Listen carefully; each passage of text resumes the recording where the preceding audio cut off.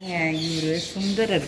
இவர் வந்து இங்கே பறவை நாச்சியாரை கல்யாணம் பண்ணிக்கிறாரு. அதுக்கப்புறம் ஒவ்வொரு ஊராக போய் பாட்டு பாடிக்கின்னு போகும்போது அங்கே போய் சங்கிலின்னு ஒரு அம்மாவை கல்யாணம் பண்ணிக்கிறாரு. அதனால் பறவை நாச்சியார் வந்து கோச்சிக்கிறாங்க அவங்க.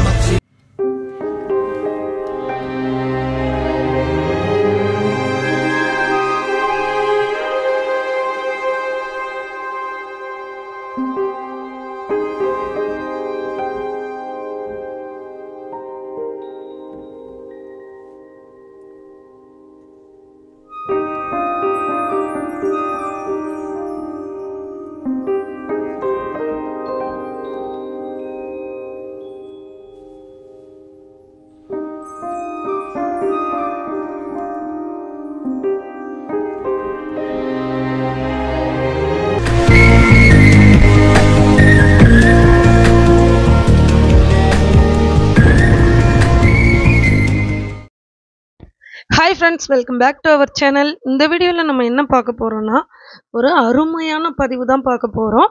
ஆமாங்க, பிறந்தாலும் பெயர் சொன்னாலும் முக்தி தரும் ஸ்தலம் நம்ம திருவாரூர் பெரிய கோவில் தரிசனம் தான் இன்றைக்கி நம்ம இந்த வீடியோவில் பார்க்க போகிறோம். இப்போ நம்ம நின்றுட்டு இருக்க கோவில் எங்கே இருக்குன்னு பார்த்தீங்கன்னா, திருவாரூர் தியாகராஜ சுவாமியோட திருத்தலம். மிக பிரம்மாண்டமான ஒரு கோவில். பாருங்கள், கோபுர தரிசனம் பண்ணிக்கோங்க. முதல்ல இங்கே வந்து பார்த்தீங்கன்னா சுற்றிலும் நிறைய கடைகள் இருக்குது. நமக்கு தேவையான மாலைகள், பூஜை பொருட்களுக்கு தேவையானதெல்லாம் நம்ம இங்கேயே வாங்கிட்டு போகிறதுக்கான வசதி பக்கத்துலேயே இருக்குது. ஓகே, இப்போ நம்ம உள்ளே வந்துட்டோம். உள்ளே வந்ததுமே பார்த்தீங்கன்னா இதில் மாதிரி தூண்கள் உங்களால் பார்க்க முடியுது. இது என்னன்னு பார்த்தீங்கன்னா, பூதகரங்களால் கட்டிட்டு பாதியிலே விடப்பட்டதுன்னு சொல்லப்படுது. இன்னொரு தரப்பினர் என்ன சொல்கிறாங்கன்னா, சோழ மன்னர்கள் விழாவின் போது பந்தல் போட அமைக்கப்பட்டதாக சொல்கிறாங்க. இந்த கோவிலில் நிற்கிறதே நான் பெரும் பாக்கியமாக நினைக்கிறேன். எவ்வளோ பழமை வாய்ந்த கோவில், எவ்வளோ வரலாறுகள், ஆச்சரியங்கள், சுவாரஸ்யங்கள், ரகசியங்கள், பிரம்மாண்டத்தோட உச்சத்தில் இருக்க கோவில். பாருங்க, இந்த சைடு வந்து விநாயகர், இந்த சைடு முருகர் இருக்காங்க. தரிசனம் பண்ணிக்கோங்க. நாங்களும் தரிசனம் பண்ணிட்டு அப்படியே உள்ளே போயிட்டுருக்கோம். வாங்க எங்கள் கூடவே நீங்களும் நிறைய விஷயங்கள் பாருங்கள். நிறைய பேர் நம்ம திருவாரூர் கோவில் பெரிய கோவில் பற்றி நிறைய பதிவு பண்ணியிருக்காங்க. நான் வந்துட்டு எனக்கு கோவிலை பற்றி தெரிந்த பல செய்திகளையும், கேட்டு தெரிந்த செய்திகளையும், படித்து தெரிஞ்சுக்கிட்டதையும் உங்கள் கூட ஷேர் பண்ணுறேன். என்னுடைய வீடியோவுக்கு நீங்கள் தொடர்ந்து சப்போர்ட் பண்ணுங்கள். இந்த பெரிய கோவில் பற்றி என்னால் எவ்வளோ கவர் பண்ண முடியுமோ கோவிலில் வீடியோ அவ்வளோ கவர் பண்ணி உங்களுக்காக சமர்ப்பணம் பண்ணுறேன். அது மட்டும் இல்லாமல் சிவனடியார்களுக்கும் சிவன் பக்தர்கள் அனைவருக்குமே இந்த வீடியோ சமர்ப்பணம். வாங்க இப்போ நம்ம பார்க்கலாம். இப்போ நீங்கள் பார்த்துட்டு இருக்க சுவாமி வந்து விரண்மிண்ட நாயனார். இவங்களை பற்றி நான் சொல்கிறேன் கேளுங்க. ரொம்ப ரொம்ப முக்கியம். கோவிலுக்கு போனால் மிஸ் பண்ணாமல் என்ட்ரன்ஸ்லேயே இந்த சுவாமி இருப்பாங்க, பாருங்க. பற்றி நான் சொல்கிறத விட சிவன் பக்தை ஒருத்தவங்க கோவிலுக்கு வந்தவங்க அவ்வளோ அருமையான விளக்கம் கொடுத்துருந்தாங்க. நீங்களே அதை கேளுங்க. இங்கே பாருங்க, விரண்மிண்ட நாயனார் வந்து 63 நாயன்மாரில் ஒரு நாயன்மார். அவர் வந்து அடியார்களை மதிக்கணும் அப்படின்றதுல அவர் ஒரு ரொம்ப வெறித்தனமாக இருந்தார்.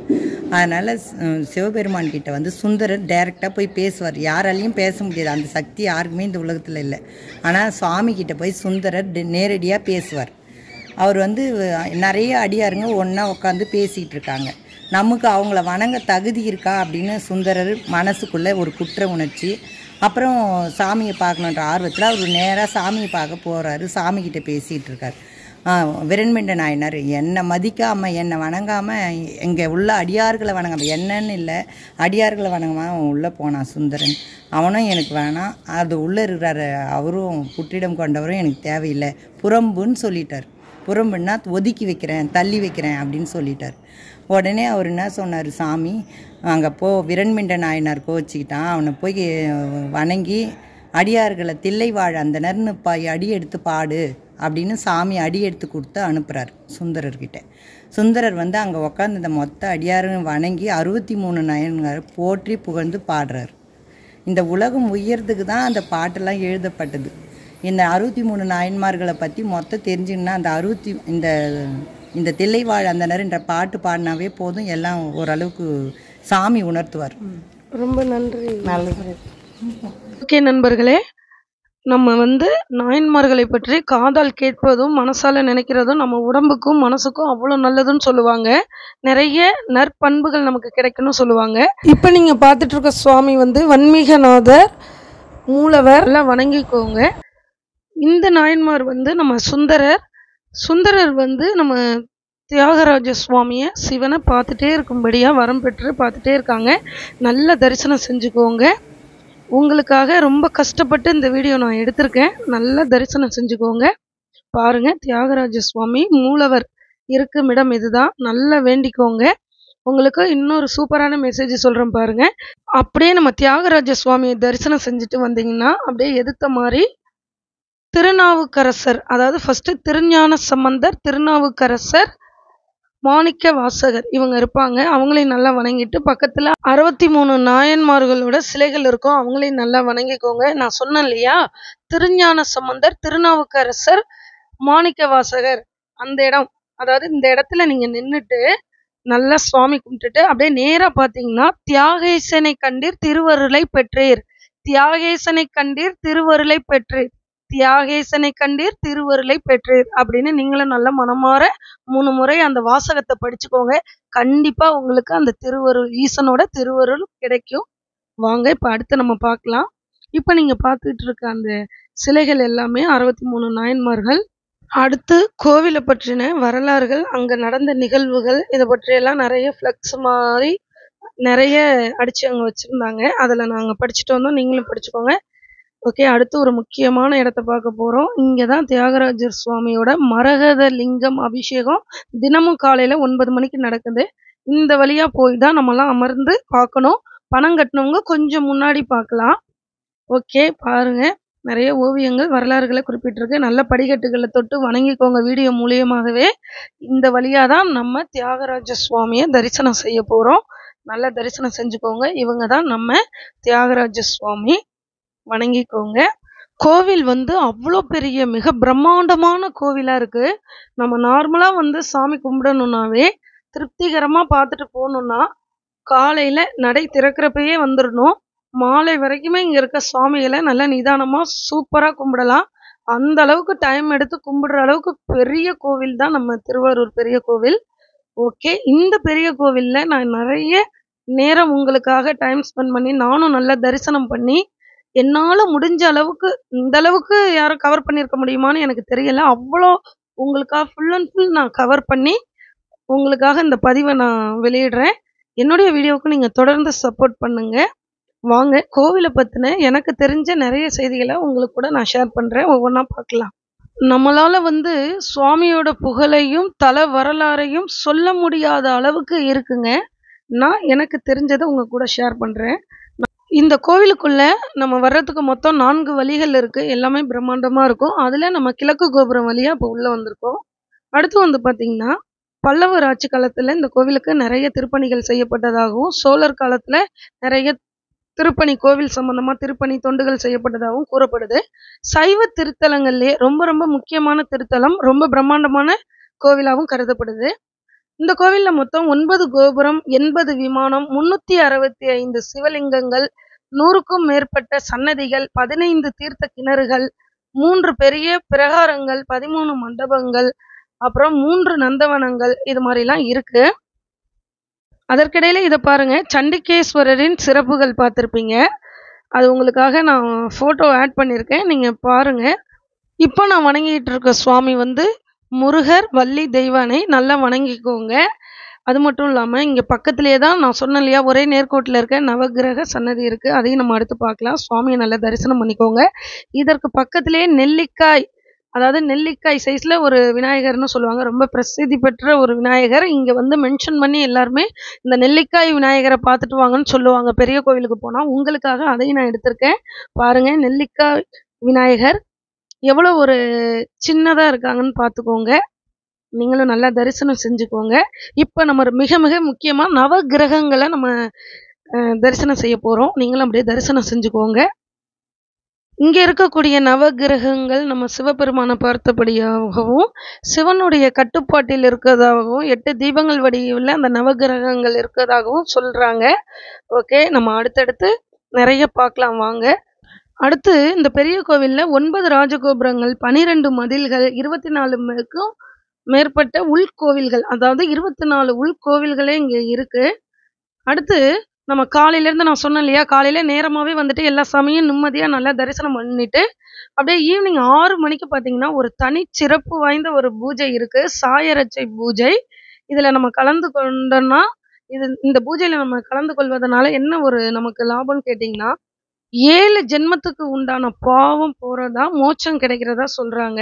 இந்த பூஜையில இந்திரனும் கலந்துக்கிறதா சொல்றாங்க. இது வந்து நம்ம தியாகராஜ சுவாமிக்கு தான் இந்த பூஜை செய்யப்படுது. ரொம்ப ரொம்ப சிறப்பு வாய்ந்த பூஜை. நீங்க ஈவினிங் 6 மணிக்கு இந்த பூஜையில கலந்துக்கங்க. அவ்வளோ ஒரு விசேஷம். எல்லா சிவன் கோவில்லையும் பார்த்தீங்கன்னா, சண்டிகேஸ்வரர் வந்து ஒருத்தர் தான் இருப்பார். ஆனா, இந்த பெரிய கோவில்ல வந்து பார்த்தீங்கன்னா, 2 சண்டிகேஸ்வரர் இருக்காங்க. ஆதி சண்டிகேஸ்வரர், யம சண்டிகேஸ்வரர். அதாவது இந்த திருவாரூர்ல பிறந்தவங்களுக்கு வந்து பார்த்தீங்கன்னா, யமனால என்னைக்குமே வந்து மரணம் கிடையாது. சுவாமியே அவங்கள முக்தி கொடுத்து அழைச்சிட்டு போறதா சொல்றாங்க. அவ்வளோ ஒரு சிறப்பு வாய்ந்ததா சொல்றாங்க. இங்க வந்து யமனே சண்டிகேஸ்வரர் உருவத்துல இருக்கிறதுனால, யம பயம் நீங்கி நமக்கு நல்ல தைரியமா இருக்கலாம். இங்க வழிபட்டுட்டு இங்க இருக்க யம சண்டிகேஸ்வரரை வழிபட்டுட்டு போனா, யம பயம் போயிடும், ஆயுள் பலம் கிட்டும் அப்படின்னு சொல்றாங்க. மரண அச்சம் நீங்கும். அது மாதிரிலாம் சொல்றாங்க. கொடிமரத்துக்கு பக்கத்துல பார்த்தீங்கன்னா, அன்னதான திட்டம் அதுக்கு வந்து ஃப்ளெக்ஸ் எல்லாம் வச்சிருக்காங்க. அது கான்டாக்ட் பண்ணணும்னா நம்ம அங்கவே கான்டாக்ட் பண்ணிக்கலாம். இப்ப நான் வந்திருக்கிறது வந்து ஆடி மாதம், ஆடி செவ்வாய்க்கிழமையில தான் நான் இங்க வந்திருக்கேன். காத்த பார்த்தீங்கன்னா, அந்த பிரகாரத்துல அவ்வளோ ஒரு இனிமையா இருக்குங்க. அவ்வளோ ஒரு அலாதி காத்தா இருக்கு. இந்த கோவிலோட மணி ஓசைகள், அப்பப்பா! அத அனுபவிக்கிறவங்களுக்கு தான் தெரியுங்கிற மாரி, நீங்க எங்க இருந்தாலும் ஒரு முறை நம்ம திருவாரூர் பெரிய கோவிலுக்கு வந்து தரிசனம் பண்ணிட்டு போங்க. சொல்ல வார்த்தைகளே இல்ல. துபாயில இருந்தெல்லாம் டிக்கெட் போட்டு எனக்கு தெரிஞ்சு எங்க சித்தி என் கூட ஷேர் பண்ணாங்க. துபாயில இருந்து டிக்கெட் போட்டு நம்ம பெரிய கோவிலுக்கு மட்டும் வந்து தரிசனம் பண்ணிட்டு போறாங்களாம். அதாவது ஒரு ப்ரோகிராம் பெரிய கோவிலுக்கு வர்றாங்க, சாமி கும்பிடுறாங்க, ரிட்டர்ன் போயிடுறாங்க. அப்ப நம்ம பக்கத்துல சரௌண்டிங் நம்ம பக்கத்துல இருக்கவங்கலாம் அவசியம் வந்து பார்க்காதவங்க பாருங்க. ஓகே. அடுத்து நான் உங்க கூட ஷேர் பண்றேன் தெரிஞ்சத பாருங்க. இங்க உள்ள விநாயகர் மொத்தம் 86 விநாயகர் இருக்கதா சொல்றாங்க. இங்க உள்ள மூலவரையும் தியாகராஜ சுவாமியையும் மாணிக்கவாசகர் எப்படி பாடியிருக்காங்கன்னா, அருவமாகவும் உருவமாகவும் அப்படின்னு சொல்லியிருக்காங்க. இங்க உள்ள மூலவர் வந்து ஃபர்ஸ்ட் புற்றிலிருந்து சுயம்பா தோன்றதா சொல்றாங்க. தியாகராஜர் சுவாமி வந்து உருவமா இருக்காங்க. அதை சேர்த்து மாணிக்கவாசகர் பாடியிருக்கதா இங்க கோவில்ல சிவனடியார் ஒருத்தவங்க சொன்னாங்க. இப்ப நீங்க பார்த்துட்டு இருக்கிறது வந்து என்னன்னு பார்த்தீங்கன்னா, மனுநீதி சோழன். அதாவது அந்த நீதிமணி தான் இது. இது தெரியாதவங்களே இருக்க முடியாது. ரொம்ப சிறப்பு வாய்ந்தது. நம்ம மனுநீதி சோழன் வந்து மக்கள் வந்து தன்னுடைய குறைகளை சொல்லும்போது இந்த மணி ஓசையை எழுப்பணும்னு சொல்லி தான் இதை கட்டினது. ஒரு கட்டத்துல வந்து தன்னுடைய மகனையே கொன்று ஒரு பசுவிற்கு நீதி வழங்கி இருக்காங்க இந்த மணி அடிச்சதன் மூலியமா. இது ஒரு பின்னாடி பெரிய வரலாறே இருக்கு. நம்ம அடுத்த வீடியோல அதை சந்திப்போம். இப்ப அடுத்து உங்களுக்கு ஒரு சுவாரஸ்யமான விஷயம் சொல்றேன் பாருங்க. இந்த மனுநீதி சோழனுடைய மணிக்கு பக்கத்திலேயே பார்த்தீங்கன்னா இந்த இடம் இருக்கு. இந்த இடத்துல இருந்து நீங்க பார்த்தீங்கன்னா 7 கோபுரங்களை ஒரே நேரத்துல நீங்க தரிசனம் செய்ய முடியும். இத பத்தி விவரமா நம்ம சேனல் ஷார்ட்ஸ்ல நான் அப்லோட் பண்ணியிருப்பேன். நீங்க போய் பாருங்க. 7 கோபுரங்களை ஒரே இடத்துல தரிசனம் செய்ய முடியும். நீங்க போனீங்கன்னா அவசியம் பார்த்துட்டு வாங்க, தரிசனம் பண்ணிட்டு வாங்க. ஓகே. இப்ப இதற்கு நேரா இருக்கக்கூடிய சன்னதி என்னன்னு பார்த்தீங்கன்னா, அசலேஸ்வரர் சன்னதி. இந்த கோயில்ல வந்து சோழ மன்னர்கள் வந்து அதாவது சோழ மன்னர்களோட கல்வெட்டுகள் அவங்கள பத்தி நிறைய இருக்கு. ஆதித்ய சோழன், ராஜராஜ சோழன், இது மாதிரிலாம் அவங்கள பத்தின கல்வெட்டுகள் நிறைய இருக்கதா சொல்லப்படுது. செம்பியன் மாதேவி வந்து நிறைய சிவன் கோவில்களை வந்து கற்கோயிலா மாத்துறாங்க. அதுல வந்து இந்த பெரிய கோயிலும் ஒண்ணுன்னு சொல்றாங்க. இந்த கோவில்ல இன்னொரு சிறப்பு இருக்கு. அதாவது நபிநந்தி அடிகள் வந்து ஒரு நாள் மாலை நேரத்துல இந்த கோவில்ல வழிபடுறப்ப எண்ணெய் தீந்துருது, விளக்கு அணைய போறப்ப தன்னோட வீட்டுல இருந்து எடுத்துட்டு வர்றதுக்குள்ளேயும் விளக்கு அணைஞ்சிடணும், பக்கத்துல உள்ளவங்கள்ட்ட எல்லாம் போய் எண்ணெய் கேக்குறாங்க. அப்ப எல்லாரும் ஒரு மாதிரி கேலி செய்யறாங்க. உங்க சிவன் தான் நடனம் ஆடுற குளத்துல இருக்காங்களே, இந்த கையில எண்ணெய் அது மாதிரி வச்சுக்கூடாதுன்னு ஏதோ கேலி பண்ணிருக்காங்க. பக்கத்துல இருக்க குளத்துல நீங்க தண்ணி எடுத்து விளக்கு போட்டு தீபம் ஏத்துன்னு சொல்லவும் நபிநந்தி அடிகளும் உடனே என்ன செய்யறாங்க, அதே மாதிரி குளத்துல இருந்து தண்ணி எடுத்து ஏத்துறாங்க. பிரகாசமா விளக்கு எரிஞ்சதா சொல்லப்படுறாங்க. 63 நாயன்மார்கள்ல நபிநந்தி அடிகளாரும் ஒருத்தவங்க. அடுத்து வந்து அது மட்டும் இல்லாம இந்த கோவில்ல இருக்கக்கூடிய கல்வெட்டுகள்ல 1ஆம் ராஜேந்திர சோழன், அடுத்து வந்து பாத்தீங்கன்னா 1ஆம் குலோத்துங்கன், 2ஆம் குலோத்துங்கன், 3ஆம் குலோத்துங்கன், 3ஆம் ராஜேந்திரன், இவங்கள பத்தி, இந்த மன்னர்கள பத்தின சில குறிப்புகள்லாம் இருக்கதா சொல்லப்படுது. கல்வெட்டுகளோட குறிப்பின்படி பார்த்தா, இங்க இருக்கிற சிவபெருமானுடைய பெயர் வந்து திரு அறநெறி ஆழ்வார். அது மட்டும் இல்லாம திரு அறநெறி படாரகர், திரு அறநெறி உடையார் இப்படிலாம் குறிப்பிட்டிருக்கு. அடுத்து வந்து பார்த்தீங்கன்னா, இந்த கோவில்ல விஸ்வகர்மேஸ்வரர் வந்து ரொம்ப ஸ்பெஷலு. அடுத்து ஆனந்தீஸ்வரர் சன்னதி இவங்களெல்லாம் வணங்குறப்ப நமக்கு நிறைய ஆரோக்கியங்கள் கிடைக்கும் அப்படின்னு சொல்றாங்க. இப்போ வந்து நம்ம கோவிலோட தல விருட்சமான இந்த மரத்தை பார்க்கலாம். கோவிலுடைய தல விருட்சம் மரமான சிவப்பு பாதிரி அப்படின்னு போட்டிருக்கு. ஓகே, நல்லா தல விருட்சம் இந்த மரத்தை நல்லா தரிசனம் பண்ணிக்கோங்க. நீங்களும் கீழே வந்து நாக சிலைகள் காணப்பட்டது, அதையும் நல்லா தரிசனம் செஞ்சு கும்பிட்டோம். ஆடி செவ்வாய் இல்லையா, அதனால நல்லா மங்களகரமா மஞ்சள் குங்குமம் இதெல்லாம் வச்சாச்சு. நீங்களும் கண்குளிரே நல்ல சுவாமிகளை பாருங்க. பக்கத்திலேயே விநாயகர் இருக்காங்க. தியாகராஜர் என்ன பொருள்னு கேட்டிங்கன்னா, கடவுள்களுக்கு வந்து ராஜா அப்படின்னு சொல்றாங்க. அடுத்து வந்து இங்க இருக்க தியாகராஜர் சுவாமி வந்து அருவமாவும் உருவமாவும் காணப்படுகிறார். நான் ஏற்கனவே இதை பத்தி உங்களுக்கு சொல்லியிருப்பேன். அடுத்து வந்து பாத்தீங்கன்னா, அடுத்து இங்க இருக்கக்கூடிய அம்பாள் வந்து பாத்தீங்கன்னா கமலாம்பிகை. அடுத்து இன்னும் ஒரு சில அம்பாள் வந்து ரொம்ப பிரசித்தி பெற்று விளங்குறாங்க. கமலாம்பிகையோட சன்னதி வீடியோவை நான் பார்ட் 2ல அப்லோடு பண்றேன். இவ்வளோ பெரிய கோவிலை ஒரு பார்ட்ல நம்மளால பார்க்கவும் முடியாது, தெளிவா தெரிஞ்சுக்கவும் முடியாது. இதுவே வந்து நான் 2 பார்ட்டா உங்களுக்கு போடலாம்னா, சிவன் பக்தர்களுக்கு வந்து எப்படி சொல்றது, அது சில பேர் பார்க்குறவங்களுக்கும் புரியாம போகலாம். சிவன் பக்தர்களுக்கும் ஒரு இன்ட்ரெஸ்டா இருக்கும். எதையுமே கட் பண்ணாம ஃபுல் அண்ட் ஃபுல் நான் இந்த பார்ட் 1ல போட்டிருக்கேன். முடியாததை வந்து பார்ட் 2ல வந்து கமலாம்பிகை அம்பாள், அந்த கோவில் சன்னதி மற்றும் சில விஷயங்கள் பெரிய கோவிலை பத்தி பார்ட் 2ல பார்க்கலாம். கண்டினியூவா வீடியோவை பாருங்க, மிஸ் பண்ணிடாதீங்க. இப்போ நம்ம சுந்தரரோட நந்தவனத்தை பார்க்க போறோம். ஓகே, இப்போ நந்தவனத்தை நோக்கி நம்ம போயிட்டு இருக்கோம். நல்ல பெரிய நந்தவனமா இருக்கு. 2 சைடு பார்த்தாலுமே தெரியுது. தலவிருட்சம் மரத்துக்கு பின்னாடி இருந்து பார்த்தாலும் இந்த சுந்தரர் நந்தவனம் தெரியுது. பிரகாரத்துல போறப்பையும் இடதுபுறமாகவும் தெரியுது. நம்ம ஒவ்வொன்றா பார்க்கலாம் வாங்க. நந்தவனம் எப்படி இருக்குன்னு நீங்க பாருங்க. சில பூச்செடிகள்லாம் வச்சிருக்காங்க, நிறைய வேப்ப மரங்கள், அது நிறைஞ்ச காத்து, இது மாதிரியெல்லாம் இருக்கு. இப்படிதான் சுந்தரர் நந்தவனம் இருக்கு. ஓகே, அடுத்து உங்களுக்கு ஒரு முக்கியமான ஒரு செய்தி சொல்றேன் பாருங்க. இதுல நீங்க பார்த்துட்டு இருக்கிறது வந்து உள்ள சின்ன சின்ன கோவில்கள் மாதிரி கோபுரங்களோட நிறைய உங்க கண்ணுக்கு தென்படுது. அது எல்லாமே என்னன்னு பார்த்தீங்கன்னா, இந்த கோவில்கள்லாம் என்னன்னு பார்த்தீங்கன்னா, இங்க இருக்கக்கூடிய சிவலிங்கங்களை நம்ம 63 நாயன்மார்களும் இங்கேயே அமர்ந்து பாடல் பாடி வழிபட்டு இருக்காங்க. இது எல்லாமே இந்த சின்ன சின்ன கோவில் மாதிரி இருக்கிறது எல்லாமே இந்த மெசேஜை யாருமே சொல்லியிருக்க மாட்டாங்க. நல்லா தெரிஞ்சுக்கோங்க. பெரிய கோவிலை சுற்றி 2 புறங்களும் இடதுபுறம் வலதுபுறம் இரு புறங்களிலும் சின்ன சின்ன கோவில்களா சிவலிங்கங்கள் அமைக்கப்பட்டு கோவில்கள் இருக்கு. அது எல்லாமே நம்ம 63 நாயன்மார்களும் வழிபட்ட சிவலிங்கங்கள். நீங்க நல்ல தரிசனம் செஞ்சுக்கோங்க. எந்தெந்த நாயன்மார்கள் எந்தெந்த சிவலிங்கத்தை வழிபட்டிருக்காங்களோ அந்த கோவிலுக்கு மேல அவங்களுடைய பெயர் பதிக்கப்பட்டிருக்கு. சில பெயர்கள் வந்து கொஞ்சம் மறைவா காணப்படுது, இருந்தாலும் நம்ம பார்த்தாவே நமக்கு தெரியும். ஓகே, நல்ல தரிசனம் செஞ்சுக்கோங்க. பாருங்க எவ்வளோ ஒரு சிவலிங்கங்களை எவ்வளோ நாயன்மார்கள் வழிபட்டிருக்காங்க பாருங்க. நல்லா நீங்களும் தரிசனம் செஞ்சுக்கோங்க. கைலாச தியாகர் பார்த்துக்கோங்க. அடுத்து இது ஒரு நாயன்மார் வழிபட்ட சிவலிங்கம். பாருங்க, என்னால சொல்லவே முடியல, அவ்வளோ ஒரு எண்ணிக்கையில அவ்வளோ ஒரு பிரம்மாண்டத்தின் உச்சத்துல இருக்கு. பேரெல்லாம் பாருங்க, சின்ன சின்னதா இருக்கு. என்னால எல்லாத்தையுமே உள்ள கவர் பண்ண முடியல, ஆனா ஓவரால் உங்களுக்காக கவர் பண்ணியிருக்கேன். ஓகே, பார்த்துக்கோங்க. இது வந்து சப்தமாதர் சன்னதி. ஓகேவா, இங்க வராகி அம்மன் இவங்கெல்லாம் இருப்பாங்க இல்லையா, அந்த சுவாமி, அவங்கள பத்தி எப்படி வழிபடணும், எந்த நேரம், இதெல்லாம் அங்க எழுதி போட்டிருக்காங்க. அடுத்து பாத்தீங்கன்னா, நம்ம அசலேஸ்வரர் அந்த பிரகாரத்திலே இருக்கக்கூடிய லாஸ்ட்ல ரௌத்ர துர்க்கை இருக்காங்க.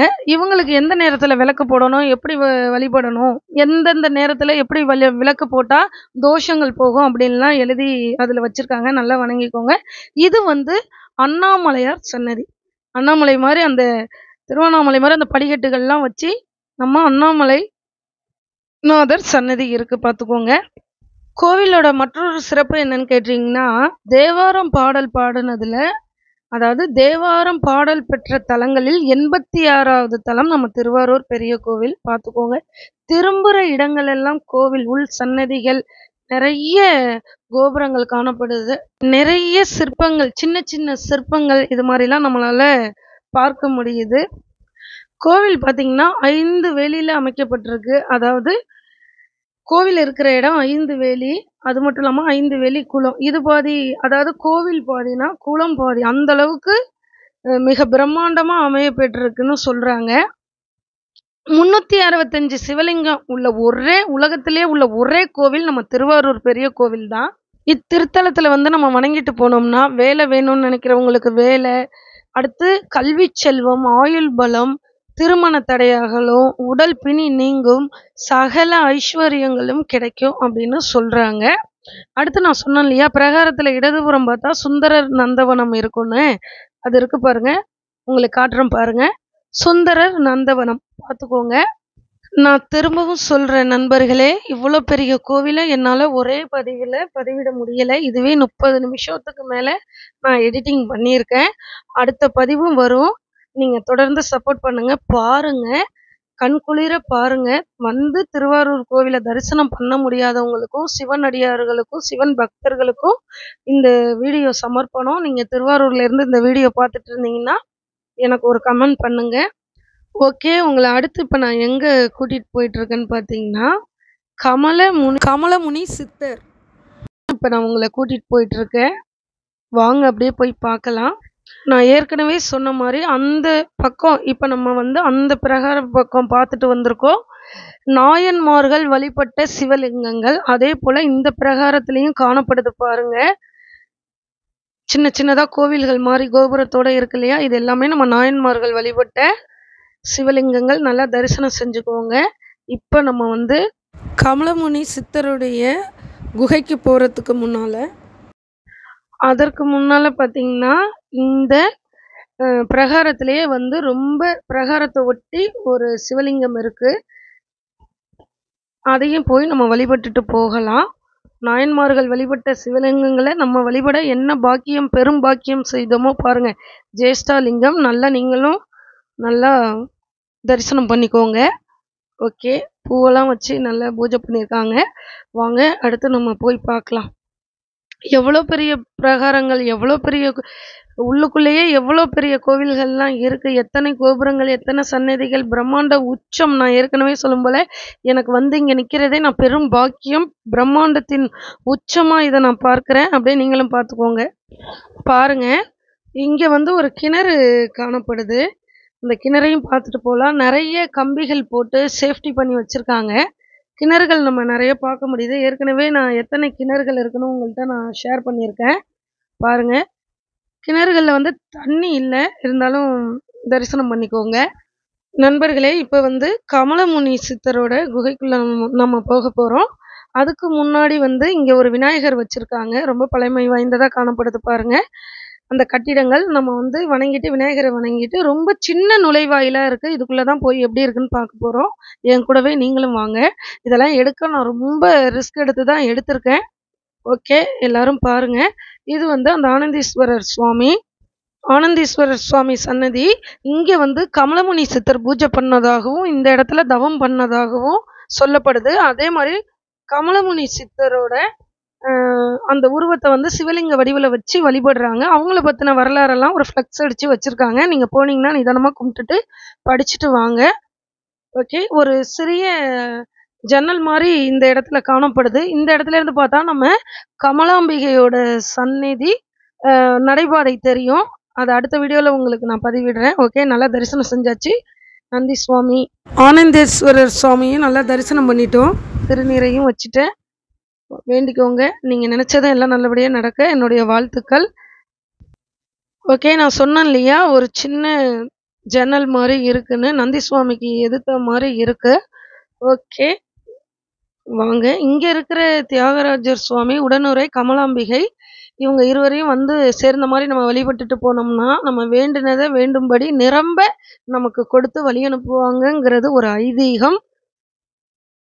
ஓகே நண்பர்களே, இந்த பிரகாரத்தில் தான் அந்த சீட்டு போட்டிருக்கு இல்லையா, அந்த சன்னதி தான் விஸ்வ கர்மேஸ்வரர் சன்னதி. இது ஒரு சிறப்பு வாய்ந்த சன்னதி.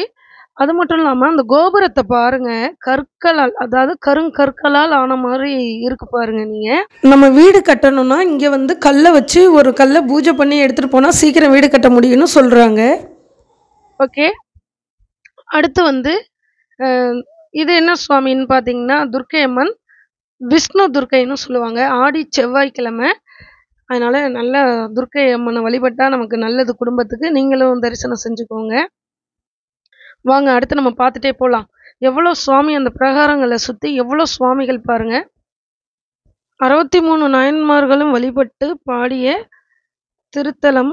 அது மட்டும் இல்லாமல் இப்போ வந்து நான் உங்களுக்கு இந்த பிரகாரத்தில் இருக்க நாயன்மார்கள் வழிபட்ட சிவலிங்கங்கள் எல்லாம் நல்லா காட்டுறேன். நீங்களும் தரிசனம் செஞ்சுக்கோங்க. சின்ன சின்னதாக இருக்காங்க பாருங்க, கோவில் மாதிரி உள்ள சிவலிங்கம். இது எல்லாமே நாயன்மார்கள் வழிபட்டது. ஏன் இதை உங்களுக்கு அடிக்கடி சொல்லிக்கிட்டே இருக்கன்னு பார்த்தீங்கன்னா, இதை நம்ம பார்க்கறதுக்கே கண் கோடி வேணும் இல்லையா? அப்போ உள்ள காலகட்டத்தில் நம்ம நாயன்மார்கள்லாம் எப்படி எந்தெந்த உருவத்தில் சிவலிங்கம், அதாவது சில பேர் வந்து ரொம்ப சின்ன வடிவிலான சிவலிங்கத்தெல்லாம் வழிபட்டிருக்காங்க. அதெல்லாம் இப்போ இருக்கிற நம்ம ஜென்ரேஷனில் பார்க்க கண் கோடி வேணும். அதனால தான் உங்களுக்கு மென்ஷன் பண்ணி அதையே சொல்லிட்டு இருக்கேன். ஓகே, நல்ல தரிசனம் செஞ்சுக்கோங்க. இந்த கோவிலில் இருக்கக்கூடிய வெள்ளிப்பிள்ளையில் இருக்கக்கூடிய மரகத லிங்கத்துக்கு காலையில் 9 மணிக்கும் ஈவினிங்கும் அபிஷேகம் நடக்குது. இந்த அபிஷேகத்தை நம்ம பார்க்குறப்ப நமக்கு சகல சௌபாக்கியமும் கிடைக்குங்கிறது ஐதீகம். அது மட்டும் இல்லாமல் பங்குனி மாதத்தில் வரக்கூடிய ஆழித்தேர், அந்த 10 நாள் திருவிழா, அந்த 5 தேர் வரும். அந்த ஆழித்தேரானது உலக பிரசித்தி பெற்று புகழ் பெற்று பயங்கர ஒரு விசேஷமா இருக்கும். அதெல்லாம் பார்க்க நமக்கு அவ்வளோ ஒரு மக்கள் ஆர்ப்பாட்டம் பயங்கரமா இருக்கும். மக்கள் வெள்ளத்துல அந்த தேர் வர்றப்ப அவ்வளோ ஒரு அழகா இருக்கும். அது மட்டும் இல்லாம இங்க நடக்கிற அந்த தெப்போற்சவம், அந்த தெப்பத் திருவிழா, அதுவும் வந்து பாத்தீங்கன்னா பயங்கர விசேஷமா இருக்கும். அப்போ வந்து பாத்தீங்கன்னா அந்த கோவில் தெப்பத் திருவிழா அப்ப நம்ம ஒரு டோக்கன், அதாவது நம்ம டிக்கெட் வாங்கிட்டோம்னா அந்த போட்ல உட்காந்து நல்லா அதை என்ஜாய் பண்ணி சுத்தி பார்க்கலாம் அப்படின்னு சொல்றாங்க. உலகத்திலேயே மிகப்பெரிய தேர், உலகத்திலேயே மிகப்பெரிய குளம், உலகத்திலேயே மிகப்பெரிய தெப்ப உற்சவம் இங்கே தான் இருக்கு, திருவாரூர்ல தான் இருக்கு அப்படின்னு சொல்றாங்க. சிவனே சுந்தரருக்காக வீதியில் நடந்து பெண் கேட்டதா சொல்லப்படுது. நட்போட இலக்கணமாகவும் இந்த கோவில் திகழுதுன்னு சொல்றாங்க. பசுவுக்கு நீதி வழங்குறதுக்கு தன் மகனையே கொன்று பசுப்பட்ட துயரத்தை தானும் அடையணும் அப்படின்னு மனுநீதி சோழன் வாழ்ந்த ஊர் தான் நம்ம திருவாரூருங்க. எண்ணற்ற புகழை உள்ளடக்கியது. திருவாரூர் கோவிலோட அளவும் தெப்பக்குளம் அளவும் ஒரே அளவுல கொண்டதுன்னு சொல்றாங்க. இந்த கோவில்ல ஒரு பழமொழி சொல்லுவாங்க. என்னன்னு கேட்டிங்கன்னா, கோவில் 5 வேலி, குளம் 5 வேலி, ஓடை 5 வேலி அப்படிங்குவாங்க. 5 வேலி என்பது 1000 அடி நீளமும் 700 அடி அகலமும் கொண்டதுதான். கோவில் பிரகாரத்தை நான் சுத்தி வர்றப்ப ஒரு பெரியவர் எங்கள்கிட்ட என்ன சொன்னாங்கன்னா, இந்த கோவிலை பத்தி நான் கேட்குறப்ப எப்ப தோன்றுனதுன்னே தெரியல, யார் கட்டினாங்க, வரலாறு எதுவுமே இல்லை. இது வந்து பூதகரங்களால ஒரே நாள்ல டோட்டலா கட்டி முடிக்கப்பட்டது. அதனாலதான் அப்படியே பாதி இது நிக்குது அப்படிங்கிற மாதிரி சொல்லிட்டு வந்தாங்க. திருப்பார்கடல்ல நம்மளுடைய மகாவிஷ்ணு மார்பிள வச்சு வழிபட்டிருக்கார் நம்ம தியாகராஜ சுவாமிய. முசுகுந்த சோழன் அப்படின்னு ஒரு சோழ மன்னர் இருந்தாராம். அவருக்கு வந்து குரங்கு முகம் இருக்குமா, அதுக்கும் ஒரு வரலாறு இருக்கு. அவர் போன பிறவியில குரங்காக பிறந்ததா, அந்த பழமை மாறாம இருக்கணும்னா அந்த குரங்கு முகத்தோட இருக்கதா சொல்லப்படுது. அந்த முசுகுந்த சோழருக்கு வந்து அருள் பாலிக்கிறதுக்கு சுவாமி வந்தார் அப்படின்னு சொல்லப்படுது. அதே போல இந்திரலோகத்திற்கு போயிட்டு முசுகுந்த சோழர் இந்திரனுக்காக அங்க போரிட்டு அசுரர்களை அழித்து அதன் பரிசாக சுவாமியை வந்து இங்க எழுந்தருளை செஞ்சுட்டு வந்திருக்காங்க. இந்திரன் வந்து ஒரே நேரத்துல 7 லிங்கங்களை வச்சு இதுல எது நீ எடுத்துட்டு வந்தது கண்டுபிடி அப்படின்னு சொல்றாங்க. உடனே இறைவனோட திருவருளால் இறைவனுக்கே இயற்கையான அந்த வாசம் இருக்கும் இல்லையா, அது அத்தனை விக்கிரகங்களுக்கு நடுவுல முசுகுந்த சோழன் எடுத்துட்டு வந்த அந்த விக்கிரகத்தை கண்டுபிடிச்சிட்டார். உடனே இந்திரனுக்கு அலாதி சந்தோஷம். இந்த 7ஐயும் நீயே எடுத்துட்டு போ அப்படின்னு சொல்லிட்டாரு. உடனே அவரும் அங்கிருந்து அந்த 7ஐயும் ஒரு பெரிய தேர் எடுத்து அதுல வச்சு பூலோகத்துக்கு எடுத்துட்டு வந்து நம்ம அந்த உண்மையான லிங்கத்தை அவர் பரிசா வென்றார் இல்லையா, அந்த உண்மையான லிங்கத்தை, அதுதான் நம்ம தியாகராஜர் சுவாமி. அந்த லிங்கத்தை நம்ம கமலாலய இங்க தீர்த்த கூலத்துக்கு பக்கத்துல அமைஞ்ச இந்த திருக்கோவில்ல அதை வச்சுட்டு மீதம் இருந்த 6 லிங்கங்களை சுற்றி இருக்க திருத்தலங்கள்ல வச்சு வணங்குறார். என்னென்ன ஊர்னு பார்த்தீங்கன்னா, சுற்றி இருக்க ஊர் வேதாரண்யம், நாகப்பட்டினம், திருநள்ளார், திருவாம்பூர், திருக்காரவாசல், திருக்குவளை. இதில் வச்சு மற்ற 6 லிங்கங்களையும் வழிபடுறார். இது எல்லாத்தையும் ஒன்றா சேர்த்து தான் சப்த விடங்கள் திருத்தலம் அப்படின்னு சொல்கிறாங்க. தியாகராஜர் சுவாமி இத்திருத்தலத்துக்கு வந்தது ஒரு மாலை பொழுதுல தான் வந்தாங்க. பகல்படா மேனி, அதாவது சூரிய ஒளியே நம்ம சுவாமி மேலே பட்டது இல்லையா, அதனால பகல்படா மேனி அப்படின்னு சொல்கிறாங்க.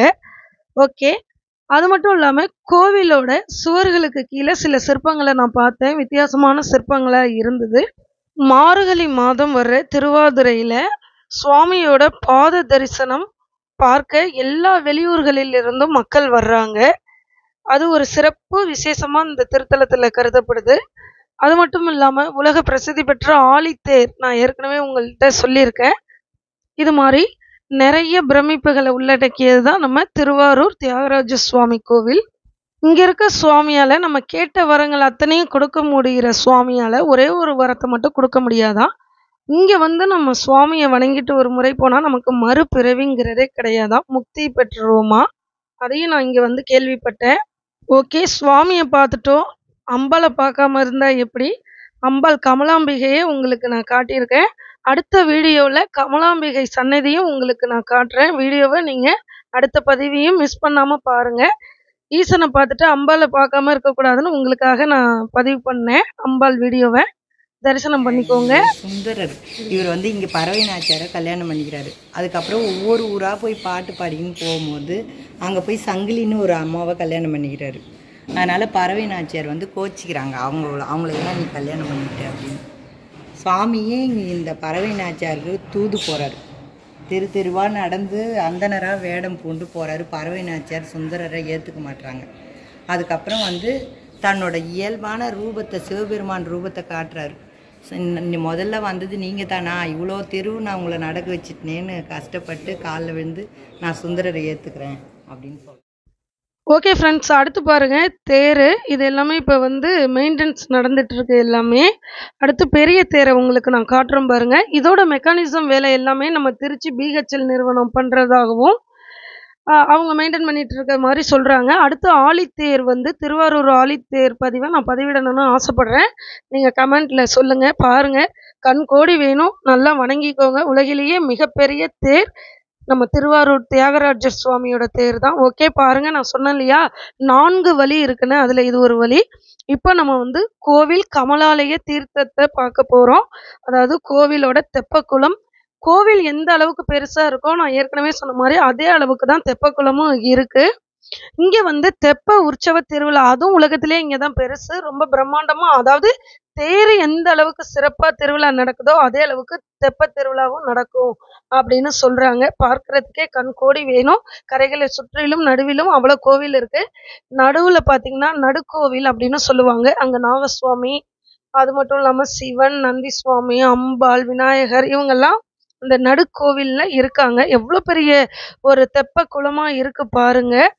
நான் சொன்னேன் இல்லையா, தெப்பக்குளத்துக்கு நடுவில் இருக்க அந்த நடுக்கோவில். அந்த கோவிலில் வந்து 1 ஏக்கர் இருக்கும், 2 பிரகாரங்கள் இருக்குது. உங்களுக்கு வெளியிலேருந்து பார்க்குறப்ப சின்னதாக இருக்கும், உள்ளே பார்த்தீங்கன்னா அவ்வளோ பிரம்மாண்டமான கோவிலாக இருக்கும். அதுவும் குழந்தை பேர் இல்லாதவங்கெல்லாம் பிரதோஷ வழிபாட்டின் போது அங்கே போய் நம்ம அபிஷேகத்தை தயிர் சாப்பிட்டா குழந்தை இருக்கும், 5 பிரதோஷ வழிபாடு பண்ணணும்னு சொல்லுவாங்க. அது மாதிரி எண்ணற்ற பயங்கர விசேஷமானது தான் இந்த தெப்பக்குளமும். இன்னைக்கு இதை எனக்கு தெரிஞ்சதையும், கேட்டு தெரிஞ்சதையும், பார்த்து தெரிஞ்சுக்கிட்டதையும், படித்து தெரிஞ்சுக்கிட்டதையும் நான் உங்கள் கூட ஷேர் பண்ணியிருக்கேன். நான் எங்கள் சித்தி வீட்டுக்கு வந்திருக்கப்ப இந்த கோவில் வணங்குற பாக்கியம் எனக்கு கிடச்சிருக்கு. என்னை அழைச்சிட்டு வந்த தமிழ் சித்திக்கு ரொம்ப ரொம்ப நன்றி. ஓகே ஃப்ரெண்ட்ஸ், அடுத்த வீடியோவில் சந்திப்போம். தொடர்ந்து சப்போர்ட் பண்ணுங்கள். பாய்.